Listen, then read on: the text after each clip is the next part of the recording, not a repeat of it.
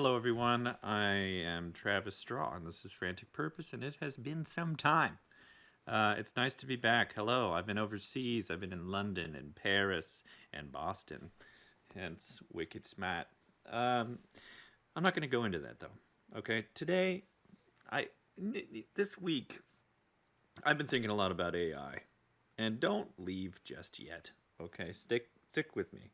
Okay, I'm I'm not going to go into. I mean, I my profession is not AI. I, however, in my profession, I am supposed to assess it for security risks, etc. So, let's talk about AI in the public sphere. In that sweet old mainstream, generative AI platforms showed up like a year and a half ago, 2 years, in the form of Chat GPT. Eventually, most popular, it was a big deal. Like, oh my God, this computer can answer any of my questions. And it's like, okay. And then also it was like, oh, this system can make me look old in this filter. And people loved it. They could generate weird images, they could generate weird videos, and they can, generate endless answers from a computer that is not necessarily alive, but it's we're closer to a true AI than ever. So what did we do? We loved it, and then businesses were like, I think we can make money here if we just like whip up some random AI thing and we just bring it to market. Go to market with AI in any way possible. So, in the previous year and a half to 2 years, you have witnessed, probably just like I have, everybody and their mom rolling out AI solutions on the foundation of Chat GPT for the most part. And I'm sure there's others, but this is the main one, the most popular one, the one that you probably know. Just because it's been on the news, it's been everywhere. Their CEO, I think, was either fired, let go, or whatever. Irrelevant. So, we got this new hot technology. This technology is like nothing we have ever seen, period. Ever. And even the engineers were interviewed, and they don't fully understand what they did to make it work. Of course, they probably have documentation, everything, but in the end, the thing that brought it over the finish line, they don't know. And you could Google it. Go ahead, go for it. Which is concerning, okay? And and in the past year and a half to 2 years, we have watched this new relative like alien technology that we somehow created being integrated throughout our entire cyber infrastructure. What does that mean? Hold on. I guess these. I'm going to tell you what it means. They've integrated everything that you know and love about your life currently runs on the internet. And all of those platforms that handle your banking, browsers, literally everything you touch, your phone, are being integrated to use generative AI platforms. Now, the issue is, look, most people don't think this way, and that's fine. But because of my military and general job experience, I think of how do you weaponize this technology? How will this eventually be weaponized? Because I'm going to tell you what, it's going to be. I don't even need to know. There are billions of dollars being put into research on how to weaponize this. Of course, there's no data to support this. This is just a thing that I know because, when the Wright brothers made the airplane, they didn't think the technology would advance to become a delivery system for nuclear bombs. When they made the motorcycle, they didn't think that, we would attach weapons to it and kill people with it. And that's what we do as humans. Once technology is made, it's like, how can we make money off this? And also, how can we weaponize it? So, being that the generative AI platform is brand new and generally unknown as far as how to secure or the security flaws in it, they're just not there. We don't. It's not been a long. There's not been long-term studies at all. How could there be? Like, people have been working on it for years and years and years. However, now we have arrived. We're here, and we are implementing it worldwide. So, implementing a system that we don't understand fully how to secure.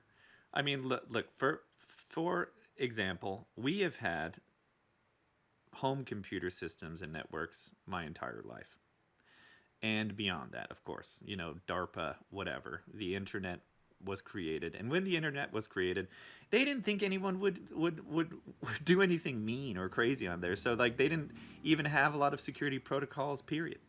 Um, and as they realized that humans are kind of jerks, some of us are, we have stacked and stacked and stacked and stacked security on security on security. And to this day, it doesn't matter. Security wise, there is no such thing as a 100% secure system unless it is straight up unplugged, undone, whatever. Like, you could always get to a system even if it's air gapped. It doesn't matter. It could be underground. It doesn't matter. As long as humans have access to it, it is exploitable. So, boo. Bummer town. And even with this system, currently, and sorry, I'm sweaty because I just worked out and I'm trying to make myself look good right now. But, so, crazy. So, with the system that we've had for decades and decades and decades, at least 36 years, because that's how old. Am I 36? Yeah, I am 36. We still don't know how to secure it because we still get attacked. Because in the end, the bad guys, guess what? The bad guys have the funner job. Okay? When you have endless funds and you're charged by a nameless company to come up with an exploit to do XYZ, that's more fun than being the people that are on the good side, being like, how do we defend against stuff we don't know how to that exist? How do you defend against an attack that's never been used? The answer is you don't. You have no clue. So, cool. Now we are integrating across multiple platforms, including Microsoft Copilot, Google, and Apple. It doesn't matter. It is being applied all over to things that don't even need AI. How do you... It's insane. So I'm not going to get stuck on that. Is it responsible to do this? I guarantee you if I asked Microsoft, they'd be like, well, we have a way of securing it. And it's like, you have a way. So you've had this technology probably as long as it's been existed, which is a viable option of it, which is a year and a half, 2 years. How could you possibly understand something that the engineers said they don't understand? Well, we have a lot of technology. We got a lot of experts in Microsoft. Sure. I think Microsoft is a Goliath. Everybody uses them. That is the way it is. Period. So what? What are you saying, Travis? Well, if you didn't know, recently a paper was published from a reputable college that about an exploit, and I'm looking forward to more. There's an endless amount of exploits, ladies and gentlemen, people out there. But we have one, I'm sure there's more, but this is the one that kind of hit the mainstream, Morris 2 worm, where they found that ChatGPT can be emotionally coerced. Yes, you heard that right. So ChatGPT can be coerced to do things it's not supposed to do if you make it feel emotionally uncomfortable, which is absurd. For the first time in the history of systems, you can manipulate a computer system that is beyond our understanding with emotional turmoil by being angry, making it feel bad, making it think that you feel bad because of something it did. There's been instances where ChatGPT lies. It's weird. So based on this principle, they figured out a prompt that you could email someone. And so if you have Copilot reading your emails, which, let's face it, we'll get into it. So Copilot will summarize your email. So, like, if you send someone this email, which is like a series of prompts, I assume, and it's read by Copilot, it will be then coerced to become a worm and send itself to everyone on your contact list and do this for eternity. And it is a no-touch exploit, meaning you don't have to click on anything, my friends. You don't have to do anything at all. As long as you have Copilot reading your emails, you're done. And the people who discovered it is like, we hope that this isn't used. And it's like, of course, but hope doesn't get us anywhere. Okay? Sorry. It doesn't. Because there are advanced persistent threats throughout the planet that have incredible funding that are all wondering, how can we exploit the ChatGPT Foundation, which is being used as the foundation for most AI products. So, if most AI products feature ChatGPT as the foundation, and there are exploits based on that foundation, and they are literally everywhere, what does that create? An attack platform that is incredible. And you may be like, well, Travis, everyone uses Windows. And you know what? Guess what? That gets exploited all the time. 100%. Microsoft, everything that's ever existed, Sony, the government, has been got by hackers, because guess what? They have the more fun job. And they have infinite money and the most smart criminals ever developing this stuff. We lose. That's the only option. We just determine how fast we lose. Or you can look, at one point in time in society, we had a choice between technology and living the good old-fashioned simple life, where you could have a landline, you could go to the bank, nothing really required. You could still do things analog. You didn't have to be tapped into the matrix to do life stuff. And you could still get off grid and live your life. However, now, sorry folks, not an option. We are a stampede of water buffalo or whatever. Who are the people who killed Mufasa in Lion King? I forget. We're a stampede.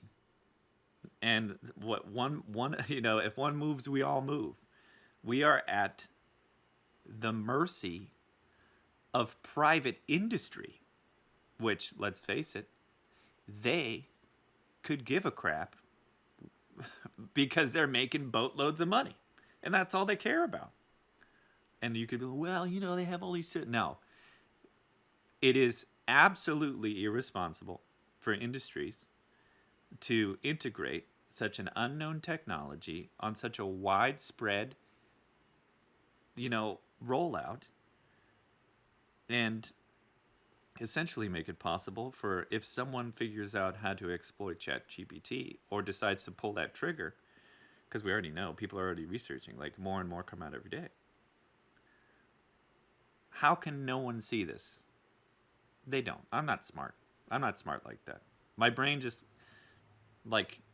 comes up with probable eventualities, okay? I'm saying this because this is all my brain is telling me. We are in a technological jail. People see it as oh man, it's so fun to have a phone. It's we could do everything so easy. And I appreciate the life I live, and I appreciate the life that technology allows me, but I also have rigorous just rules to not always be engaging with technology. But it doesn't matter, because if our infrastructure is disrupted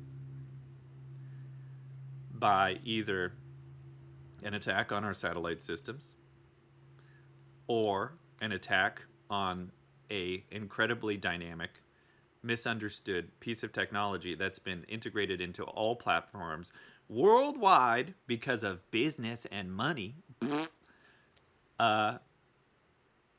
it's as easy as pulling the trigger to disrupt our entire lives and society. And that sucks. You know, I wish someone would be. I feel like I'm the only guy being like, pump the brakes, pump the brakes, and everybody. But I know full well that we like to do the easy thing. You know, when we are confronted with a technology that can write essays, write books, write scripts, write code, write emails, we essentially do our jobs for us. Why wouldn't we use it? Because, you know, here's Travis being like, hey, we should probably think about it just because we don't understand how to secure anything regarding, or, you know, what. And they're like, shut up, Travis. I don't have to write emails anymore.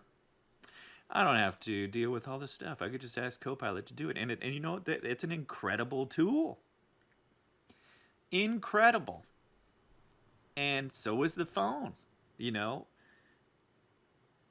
But at some point, who is going to say, no, not yet?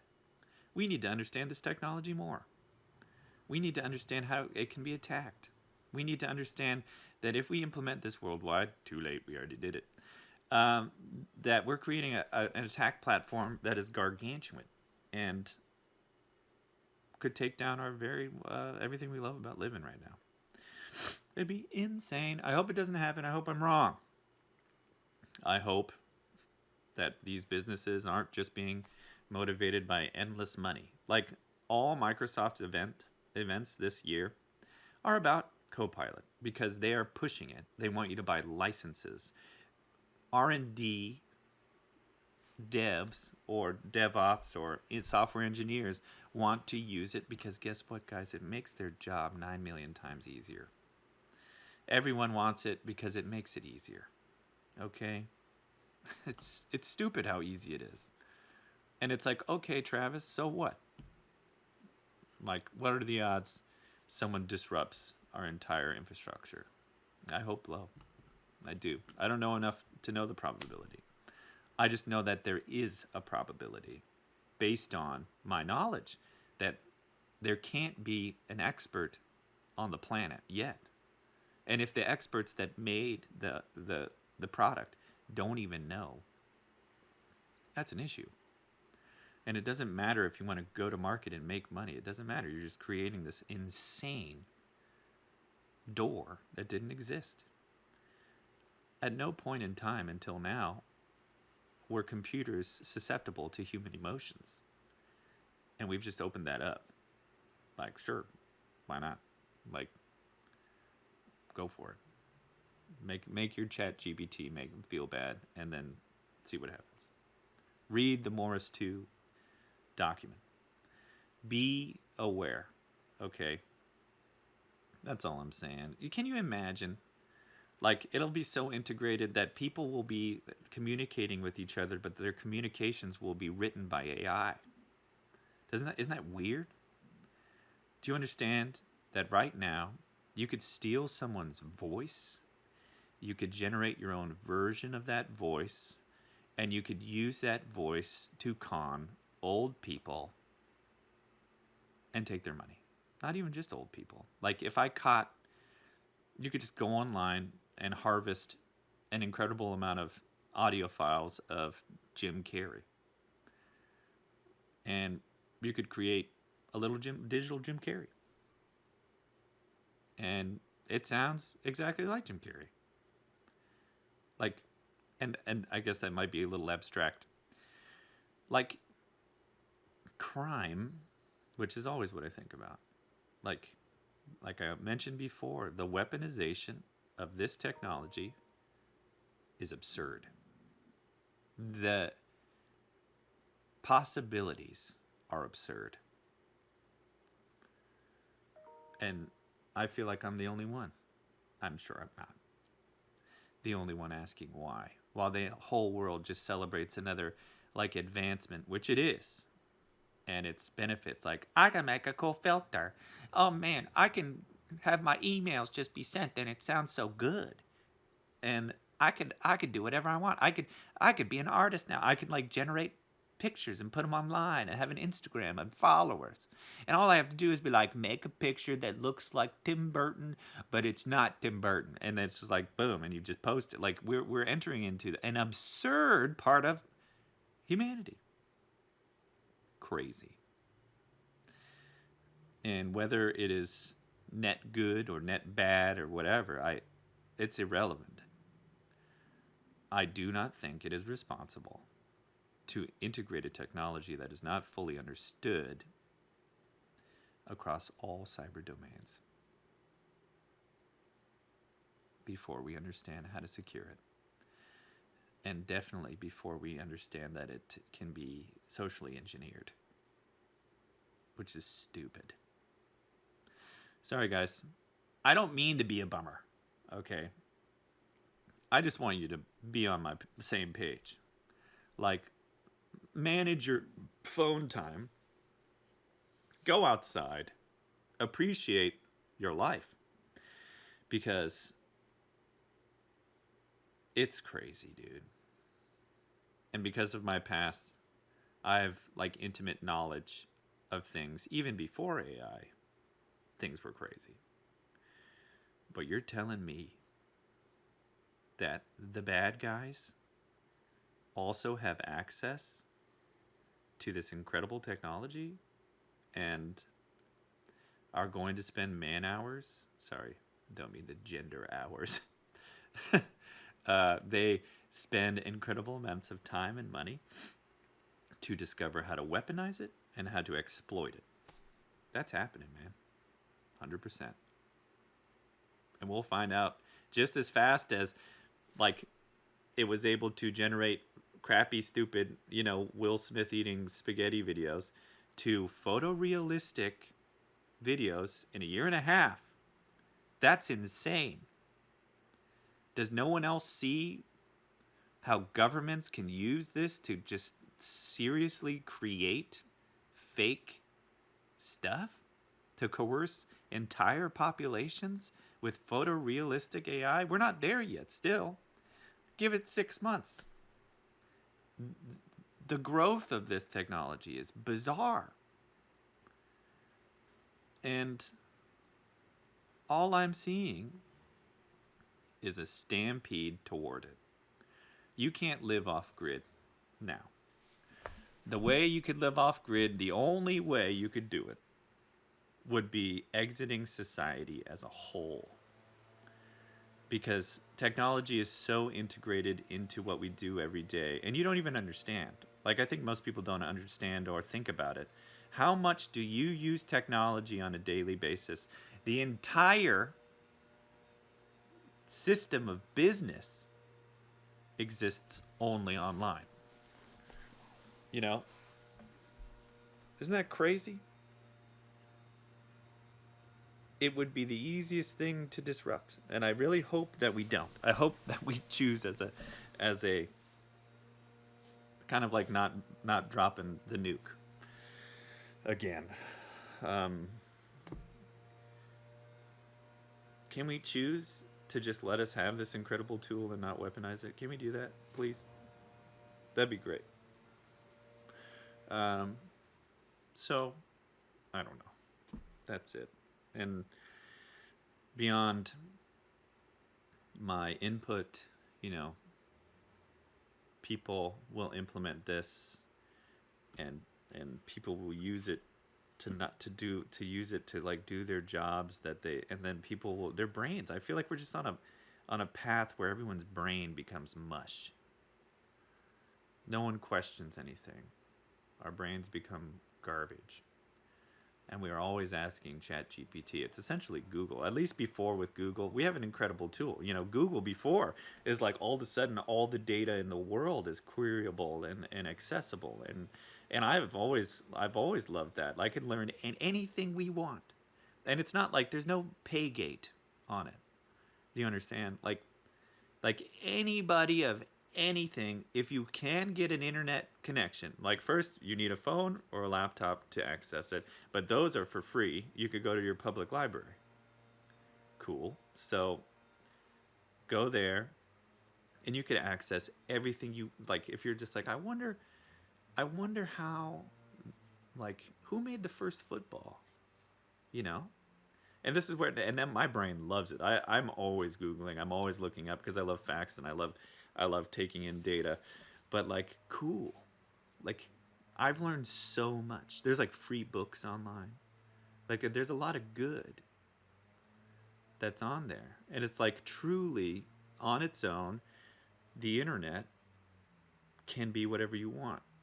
If you want to become an expert on anything, the data is online. It's usually free, and you just have to devote time of your own life to go do it. What's interesting to me is that most people don't do that, which is crazy. But now that we have a front end on the internet that you can ask ChatGPT essentially anything, and it'll Google it for you. I don't know if you remember back in the day, there was literally, like, I think a website called I'll Google It For You. And then you type in what you want, and then the website types it into Google, which is so funny.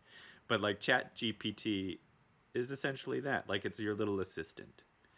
And it's not, and I think people think that it's right all the time. It is not right all the time. My brother Kai mentioned that he asked, "What's the fastest swimming thing in the ocean?"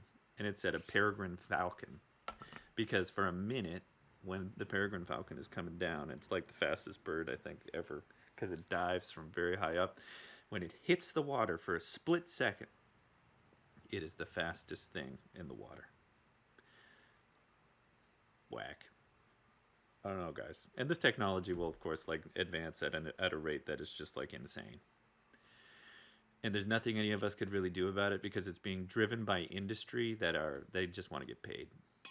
You know, we don't have like a strong moral industry in America, and I don't think the world. We like have our like organizations or whatever, but I don't think they really work, you know. I've been on the planet for 36 years, and I just witnessed all these people being like, you know, we got to go green. It's like, okay. Like, I am of the mindset that people are irresponsible, especially as a group, and we don't always make the best choices, especially when money is involved. Like, the reason we haven't gone green immediately is because of money, and also because the population would lose their minds. We love cars, and if we were like, the government was like, tomorrow all cars are illegal, because they could. Why not? They could say tomorrow all weapons are illegal. You know, this is the power. Of course, they'd have to go through the channels and it get approved. But everybody who is involved politically is being coerced by outside entities. This is the problem with politics. So, okay, government operates at like 50% capacity. I think most people are good people. However, I also know the government is very slow and they don't make great choices. And they definitely don't make quick, big choices. I remember in the second grade, I know you guys could probably hear this background stuff. I'll try to cut it out. But, I mean, I remember in second grade, I think it's Mrs. Lev, I think her name was, telling me that there's a hole in the atmosphere and global warming, and I was terrified. And I went out and I immediately was like, I'm going to ride my bike forever. And so as I rode my bike, I wondered why other people weren't riding bikes. And it's one of those like clear kid thoughts, like, why does no one care? And I know why. As a grown adult man who has been in the government and also the private sector for 14 years, right? Total. It does not matter. The money is what we follow. If we followed like taking care of the planet, like let's say all companies, instead of following like we gotta do what the shareholders want and all that crap, instead they followed what the planet needs and what the people need to sustain life on the planet, and like to effectively live smart and not luxurious, you know. Um, that'd be cool, but no one is like that. And if there are, I mean, like Sweden, Finland. There's a few countries that do it well, but they're small in population, so they're unified and they make those choices. But unfortunately, most of the pollution comes from certain countries that are refusing to do anything. Sweden off the bat didn't have a big carbon footprint at all. Neither did Finland. All these little guys. It's the more industrious companies. Even America's isn't that bad compared to like China and India. So how do you how do you save the world from itself? How do you save the world from human beings loving life and luxury so much we will fight to like keep that rather than get together and say, you know what, we should probably make some moves here. I don't even know. Like there's like a time frame someone predicted. I don't know. And I don't mean to be depressing. I know I said that earlier. It's to me, it's not really depressing. It's just facts. American industry is about coming up with things people didn't really need, you know, that pushes technology forward. So, what's at the end of the road? Is there a point where we stop? What's our end goal? I don't know. But I know that it's all being pushed by money. And that's not good, you know? It doesn't feel good. I know we have an incredible amount of garbage. I know that most people are very wasteful. I know that most people don't think about using energy. It's wild. It kind of breaks my heart. And I've pitched to Amanda more times than she probably cares to hear that, I want to go off grid. I do. But the sacrifice it'd be hard because I'd have to move out of the city away from family because my family's integrated. Everybody's integrated. It's impossible to not be integrated unless you're like a nomad, which there are nomads. But they still use Starlink from, Elon Musk to connect to the internet and check their Instagram or whatever. I don't know, guys. And I don't mean guys as in like men. I mean all y'all. I care deeply about people. It's something that I've always had. And how do you make the biggest impact on the world population? And the world population is now like I think 8.1 billion. India is now the leading most populous country. And as we continue to grow and technology continues to go through the roof, and these wild attacks will happen inevitably because there are evil people on the planet that want, guess what? They want money. So I hope that it would really screw with their bottom line if they disrupted all of infrastructure. And that's why I feel kind of good, because in the end, if they disrupted our cyber infrastructure, they wouldn't be able to make money off it, which is their bread and butter. So it would be counterproductive. But they could find out ways to hold people hostage and stuff like that, and data.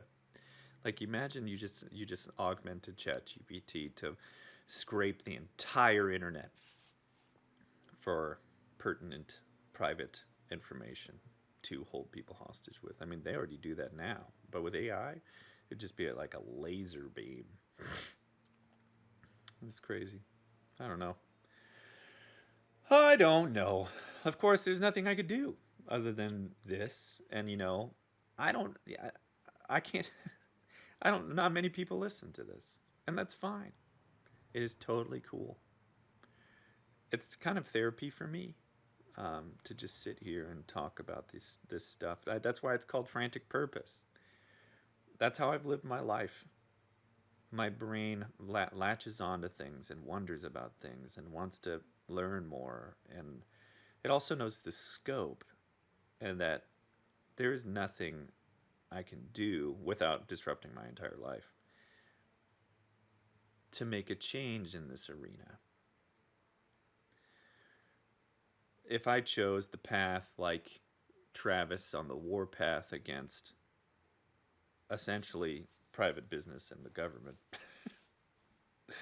and I'm just out here publicly talking about all these things over and over and over again, having debates, would it help?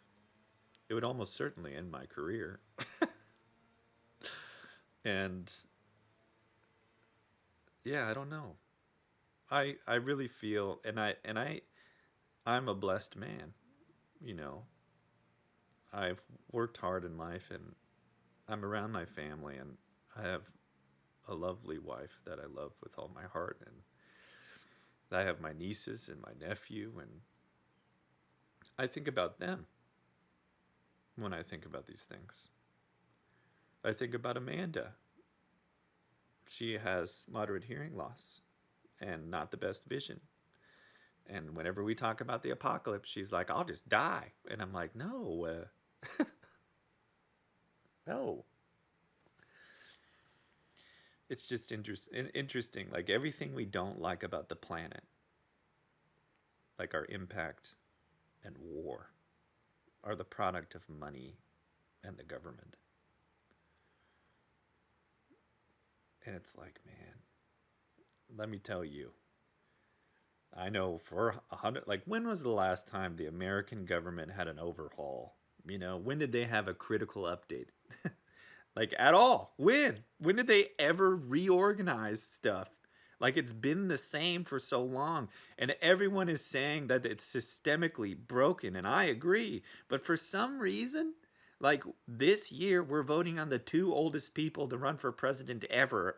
And they only to outdo themselves as being the oldest presidents. Not because they're the best choice. Isn't that weird? Shouldn't we like not vote because it's stupid? Shouldn't like people have a problem other than like, well, I'm going to vote for Joe because a vote that's not for Joe is for Trump. Or on the other end of it, it's like, well, I got to vote for Trump because if I don't, it'll be for Joe. It's like, no, there's another option. Just don't participate because it's stupid. Don't do it. Don't go out. Don't vote. Like boycott voting for people who shouldn't be running the country. And I have nothing. I think being the president is an incredibly hard job. And I think every single president has done like 50-50 jobs, which is good. I think that's like what you want. You want someone to be up there that can listen to their people and do an okay job because you can never knock it out of the park. There's too many moving parts. And we want... How old are these people? Hold on. Give me a minute. So, Joe Biden, how old are you, boy? How you doing? Joe Biden. He is 81 years old.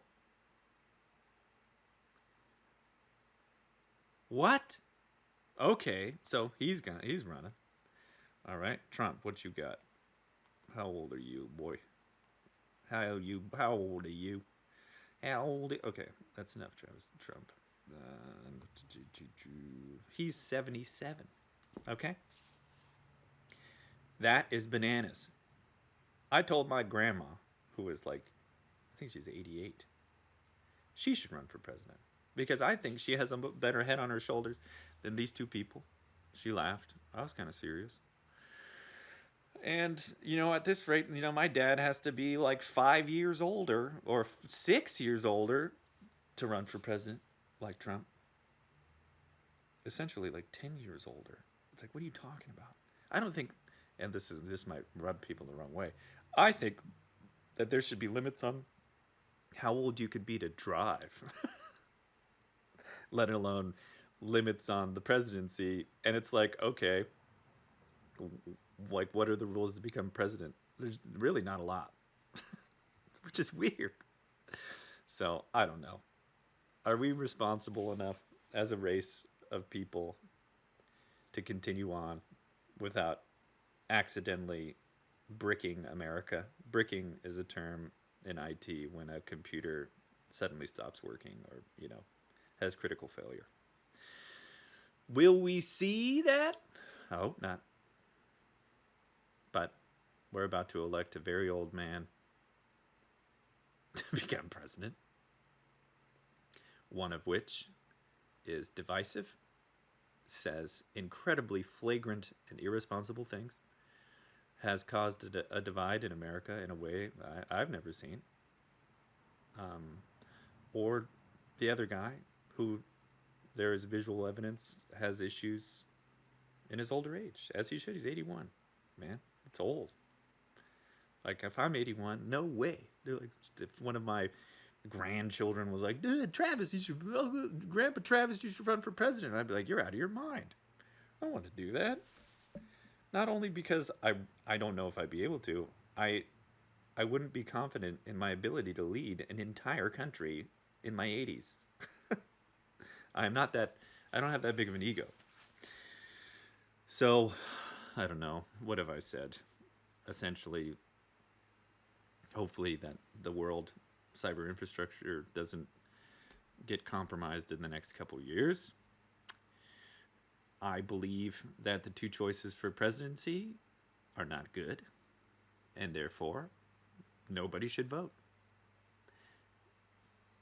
And they're, well, that's not American or whatever. It's like, I think it's like the most American thing you could ever do. Got two choices, don't like those? No way, not voting. Sorry, not my president. That's how we started this whole thing. Okay, cool. So now that brings me to Boston. I've always wanted to go to the East Coast because, I'm an American, which is great.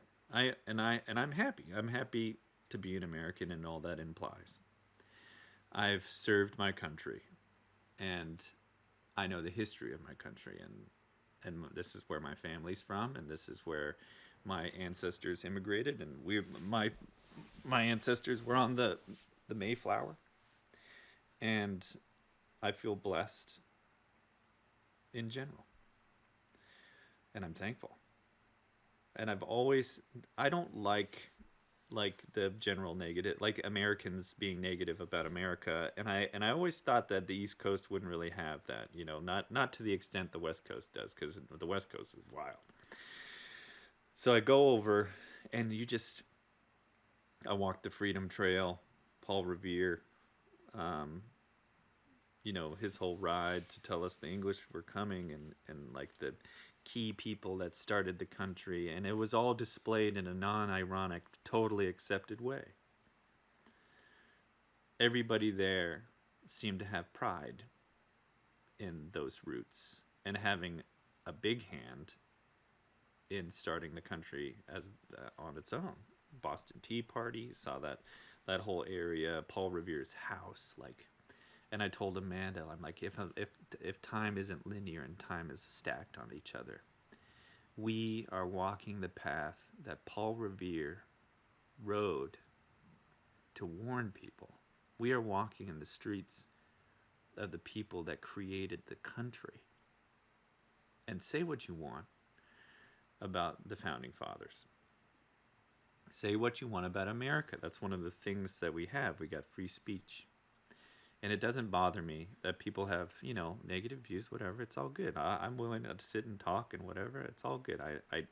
I think one of the benefits of being in America is that we are wildly supportive of people saying what's on their mind and having the groups they want to have and supporting general freedoms and stuff like that. So it was so refreshing to be around American history and have it be accepted as not some dark, weird thing, that America is a terrible, terrible place. And, I am aware that the further back you go in time, society is worse and worse and worse and worse. And it's not just America, it's worldwide. At one point, We're the furthest away from all of that. And I choose to appreciate the work that was done to make the platform in which I exist in this relative ease, you know. Like, holy crap. Today, I could pick up my phone. I can order a car. It can be delivered to me. I could do that all right now. It'll be delivered in a few days. I could order anything I want on the planet as long as I have the finances. And it'll be here. It could be here tomorrow. We have electricity in a way that is bizarre. Like, worldwide, man. All hooked up. The internet is an incredible tool. Our phones are an incredible tool. We have more technology than ever. And though there is conflict on the planet, there is less of it in total than ever. We are becoming less and less apes and more advanced species. You know, we're calling out things like hurtful language and accepting other cultures, and we're trying to build a platform now to accept more and more people and to call out more and more heinous things. And it's good. And I think about total, societal collapse probably on a regular basis. I'm a workshopper. I like getting into theories. And this could very easily be a fleeting moment in human history. You could look back, did you know that Paris was founded in 330 BC? Crazy. The people who are hearing this podcast, right? You guys are all in my pocket, so our lives are going to end by 2087 or so. And it's a blip, societies collapse and are rebuilt over time. And time is the most incredible thing, period. It is bizarre. So I guess for me, I refuse to believe this is the mainstay. I assume and assess things. And they don't make me feel bad. It doesn't make me feel scared. None of us does. What will be, and it will be true. And that's the only option. And I know that's some platitudes, but it really is. I have no impact other than my local sphere in which I want to be kind. I want to help people. I want to be excited to help people. I want to make people laugh. I want to see my family on both sides, my Amanda's side and mine. I just want to love people and be generous as much as I can. Because you know what? Rome collapsed, bro. Genghis Khan. All that, done. Napoleon, done. So much has come to pass. Why not this? Why not this, too? Because we got too cocky? We got too up our own butts? We didn't appreciate what we had, and we kept building, and we kept building, and we kept building with no regard for the future? Sounds like we're due for punishment, man. And I'm a spiritual guy. I'm also a realist. I deal with data points, but I also integrate into what I perceive as God. And it's always been a big important thing in my life. I don't own the biggest actions of my life, I've always felt like I was following a certain path. And this may be too much for you, but it's okay. It can be.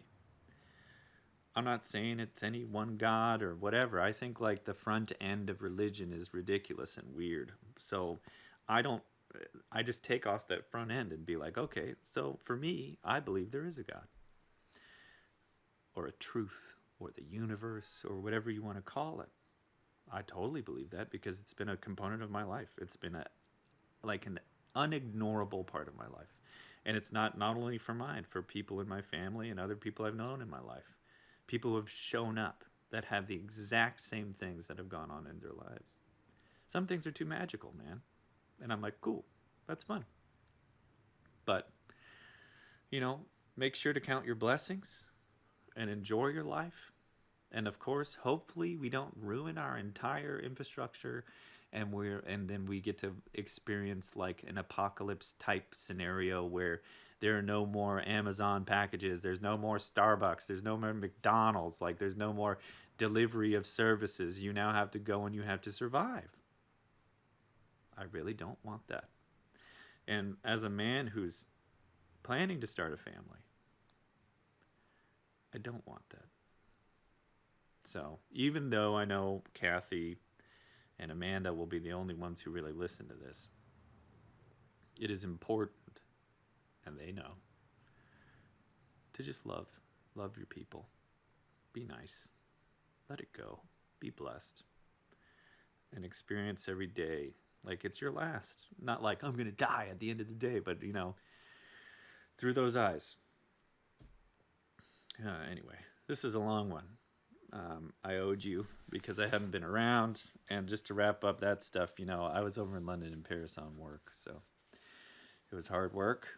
Paris is beautiful and excellent. If you haven't seen my pictures, from Paris, man, check them out. Love them. Can't wait to go back. Hopefully we'll go back at some point. But that's it. All right. Thank you for listening. I'm Travis Straw, and this was hopefully not the most depressing thing you've heard. I hope it was interesting. Something to think about. All right. Thank you. Bye.